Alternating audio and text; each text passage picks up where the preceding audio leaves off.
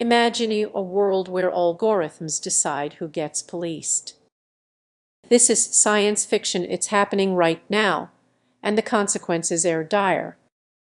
Predictive policing algorithms disproportionately target marginalized communities, often without anyone realizing the hidden dangers behind the facade of safety they promise. They gather data from crime patterns, social media, and even your online activity. But here's the chilling truth: this data is riddled with biases, igniting a fire that endangers innocent lives.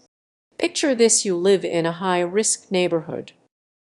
You've never committed a crime, yet you find yourself under relentless scrutiny.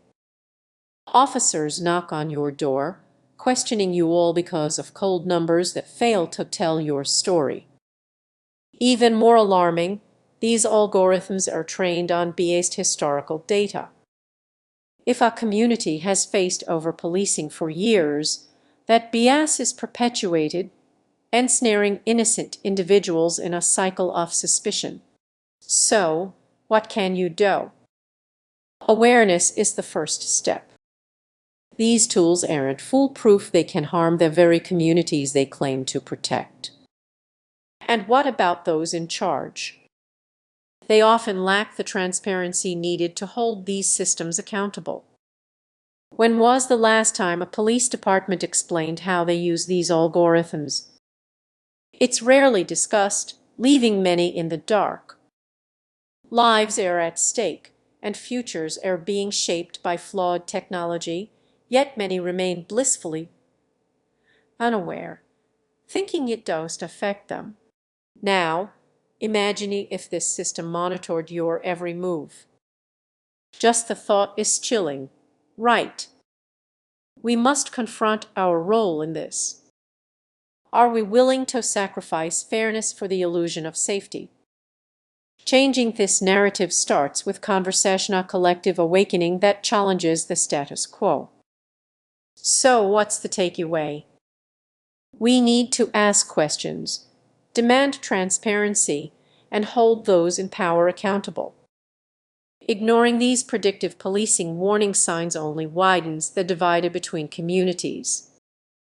Consider this your urgent call to action the next time you hear about predictive policing. Think critically. Stand up for those who can't, and challenge the systems that cause harm. Your voice matters, and change starts with awareness. Imagine strolling down the street, feeling completely safe. But behind that sense of security, algorithms are quietly tracking your every move. You might see predictive policing as a technological leap forward. But what if I told you it's built on biases that could endanger the very communities it aims to protect? Many people don't fully grasp the implications of these algorithms. They are not just analyzing data, they are predicting who might commit a crime, often targeting marginalized communities and exacerbating existing inequalities. Let's picture a scenario: you're in a neighborhood with a strong police presence, going about your day when an officer approaches you. Why? Because you fit a profile shaped not by your actions but by data-driven assumptions. How would that make you feel?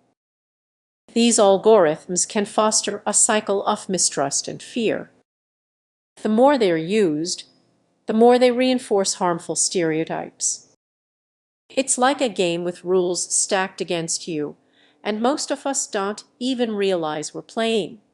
Research shows that these predictive tools often rely on historical crime data, which is frequently tainted by biases from past policing practices. This creates a vicious cycle that can trap innocent people in a web of suspicion. Imagine living in a world where your next move is already predicted, where the color of your skin or the neighborhood you live in could dictate your future. It's not a distant dystopia, it's a reality for many today. Now, let's consider what's being done to tackle this issue. Activists are raising awareness, demanding transparency and accountability in these algorithms. But change takes time. So, what can you do in the meantime? What can you do in the meantime? What can you do in the meantime?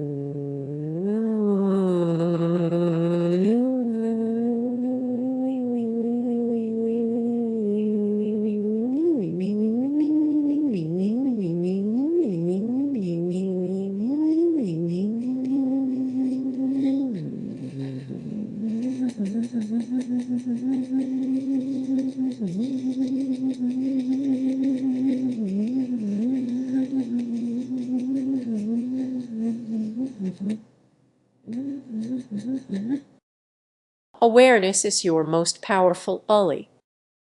Engage in conversations about predictive policing and share stories that amplify marginalized voices.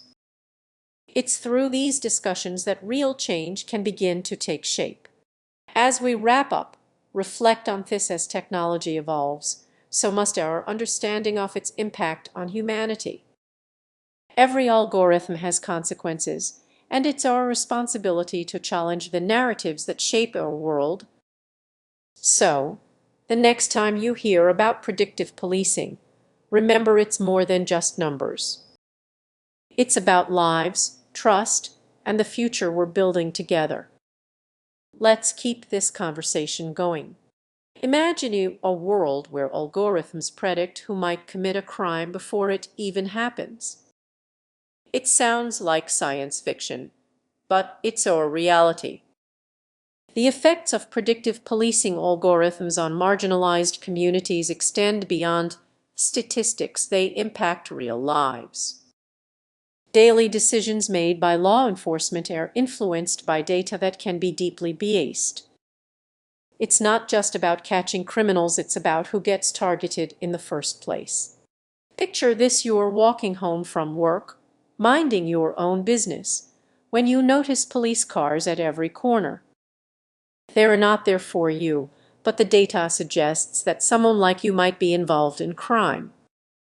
That's unsettling, right?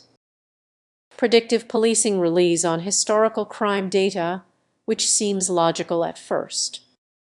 However, this data can reinforce existing biases, leading to closer monitoring of areas with high crime rates, often marginalized communities.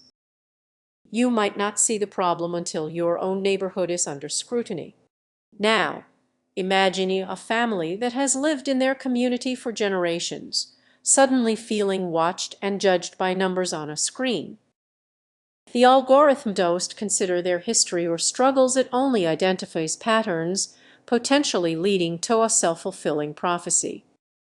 As tensions rise, communities bear the burden of constant surveillance. Trust between residents and law enforcement begins to erode, causing people to feel like suspects in their own lives.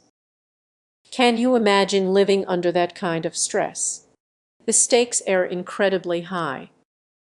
If we allow this to continue unchecked, the line between safety and oppression becomes blurred. How do we find balance? What's the solution? Some advocate for transparency in the algorithms being used, while others suggest community policing as a means to rebuild trust. However, these solutions